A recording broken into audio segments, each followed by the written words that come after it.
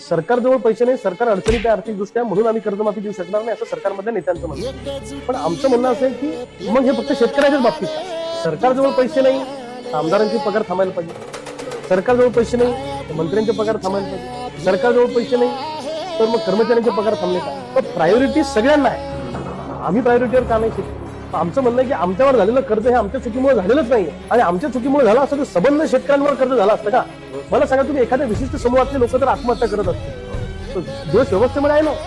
आज सोयाबीनला भाव नाही, कापसाला भाव नाही, उसाला एक रकमी एफआरपी कारखाने द्यायला तयार नाही, कारखान्यावर सरकार कारवाई करायला तयार नाही, धानाला भाव नाही, कांद्याची परिस्थिती वाईट आहे, दुधाची परिस्थिती वाईट आहे, म्हणजे कोणत्याही मालावर शेतकरी आज अडचणीत आहे. पण आमच्यावर झालेलं कर्ज हा सरकारच्या अनैतिक धोरणाचा परिणाम असेल तर ते फेडण्याची जबाबदारी सरकारची आहे.